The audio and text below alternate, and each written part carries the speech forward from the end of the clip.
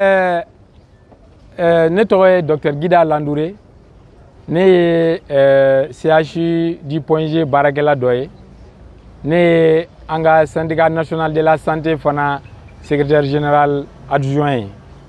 Donc bi ye juillet kalo tile 5 ye san 2022. Donc an bɛ yan pour que k'an ka nisɔngoya de jira.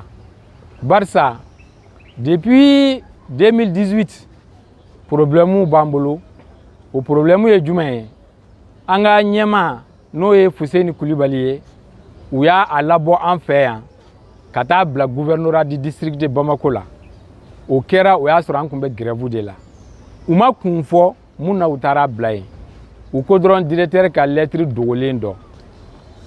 Jamana sariya dun y'a fɔ, n'i bɛ mɔgɔ bɔ a place la ka taa n'a ye yɔrɔ wɛrɛ, i kan k'a fɔ a ye, kun min na i b'a ta ka bɔ yan ka taa n'a ye o yɔrɔ la. N'olu ma dafa, i ye sariya sɔsɔ. An ye lettre fɔlɔ ci, u ka segin u kɔ, u m'a kɛ. An ye grève bolo da. Grève bolo dalen, i y'a faamu, u ye ministre ye ciden bila an ma. An y'an sigi, laɲini 10 de kun b'an bolo o tuma. U ko k'an ka sɔn 3 la. N'an sɔnna 3 la bɛɛ, u bɛ a fɔ Fuseni bɛ u ye lettre sɛbɛn ka na Fuseni ka segin. U bɛ directeur bali a kan bagabagali nin kɛ, wa u b'an ka prime de garde an'an ka ristournes u b'a sara wagati la. U ye lettre in yɛrɛ sɛbɛn k'a ci an ma o su, mais u ma numéro de k'a la ko parce que secrétariat taara so ko o sini k'u bɛna kɛ secrétariat b'a sɛbɛn k'a ci an ma, mais hali bi an m'a lettre sɔrɔ. Kun filanan ye min ye, n'an bɛ si su o su an ka maaw bɛ si yan cogo min na, n'u sira yan bɛɛ wari dɔ kan ka di ka fara u ka sara kan. Donc depuis janvier, congé personnel ye sili o sili kɛ fo ka taa se bi ma, congé personnel mɔgɔ si tɛgɛ ma segin a ka wari kan hali bi.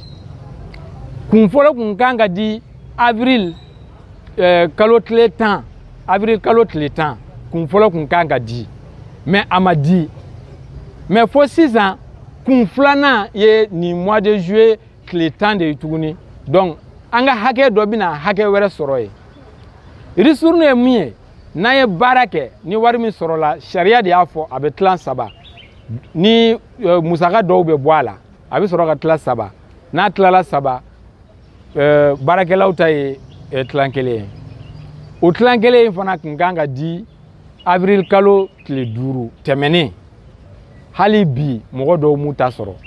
U bi ka an garebusɔn de. U bɛ dɔw wele bi, u b'a di. U bɛ dɔw wɛrɛ wele dɔgɔkun wɛrɛ, u b'a di. Hali bi Point G hôpital mɔgɔ bɛɛ m'a sɔrɔ fɔlɔ. Donc an ko o tɛ se ka ɲɛ. Kalo 6 an ka hakɛw bɛ yen. Kalo 6 u tɛ k'an ka fɛnw d'an ma. An ko an tɛ se ka o kɛ ni sigi ye.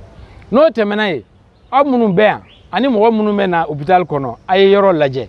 Hôpital nɔgɔlen don. A fɔra ko minɛn dira an ma, minɛn minnu dira an ma. N'i ye minɛn di mɔgɔ ma, i m'a baarakɛ minɛn d'a tigi ma, a tɛ foyi ɲɛ. Wagati bɛɛ fɛn dɔ tɛ kɛ laboratoire la. Wagati bɛɛ radio film tiɲɛnen de don. Mais u y'a fɔ k'u ye miliyari 7, an ka wari miliyari 7 k'u y'o de kɛ minɛnw ani bolimafɛnw na. O bolimafɛn ninnu yɛrɛ, a ye taa yan fɛ, a filɛ nin ye. Ambulance 6 de don. A y'a lajɛ ambulance minnu bɔlen don. A y'u pneus dɔrɔn lajɛ. A y'a fɔ k'u k'u mɛnɛ, u k'u compteur jira u la. N'u ye kilomètre joli de kɛ. Parce que an y'a f'u ye, u ma sɔn. Ko ambulance diyɔrɔ tɛ Point G. Ambulance diyɔrɔ o ye Nangalaso de ye. Ambulance diyɔrɔ o ye Njinina de ye. Ambulance diyɔrɔ o ye Agel Oku ninnu de ye. U ka taa di olu ma. Olu de ni banabaatɔ gɛlɛman sɔrɔ olu bolo, u bɛ taa n'a ye u masuruma dɔgɔtɔrɔ la minnu bɛ se k'a di. Mais anw fɛ yan, o ye dɔrɔn ka a jira mɔgɔw la dɔrɔn k'u bɛ ka baara kɛ, k'a sɔrɔ fɛn min bɛ jukɔrɔ o ma dafa. Point G banabaatɔw mɔgɔ bɛ mun na, o ye IRM n'u y'a san miliyari 1 ani kɔ. A ye kalo 3 ou bien kalo 4 ɲɔgɔnna de kɛ ka marché 2012, 2013 a sanna. hali bi o IRM a ti ka marché an mago b'o de la wa IRM ti ka marché hôpital du Mali yɛrɛ kelen mun kun a bɛ o fana kibaruyaw y'a jira o fana kun tiɲɛna depuis décembre ninnu tuma donc an mago ti ambulance la yan u ka na ambulance ta ka taa n'a ye yɔrɔw la u kan ka ambulance di yɔrɔ minnu na u k'o wari ta ka d'an ma ka an ka yɔrɔ k'o ɲɛ ka kɛnɛya sabati ponger banabaatɔw ye donc u ye fana waati dɔ kɛra u ko an ka risuru ninnu ko mɔgɔw ka cotisation kɛ ko terrain bɛna di an ma mɔgɔw y'u ka cotisation kɛ hali sini mɔgɔ dɔw m'u ka terrain sɔrɔ mɔgɔ caman yɛrɛ de m'u ka terrain sɔrɔ hali sini wa hali sini an ti k'a dɔn yala terrain dila de don wa direction de don wa mɔgɔ min de don an t'a dɔn mɔgɔ min problème bɛ mɔgɔ min fɛ yen an y'a ɲini an y'an sen don ka taa avocats ɲini ka taa procès bɛɛ la mais hali bi mɔgɔw m'u ka hakɛ sɔrɔ dɔw yɛrɛ banna ala ka hin'u la k'a sɔrɔ u m'u ka hakɛ sɔrɔ dɔw taara retraite la u m'u ka hakɛ sɔrɔ k'a sɔrɔ u dun ka wari minɛna k'a don a donna yɔrɔ min na hali bi a ma se ka fɔ mɔgɔw ye donc an ko nin ye fɛn bakuru de ye an bɛna fɔ jama ɲɛna bi an y'an ka grève ko to a ma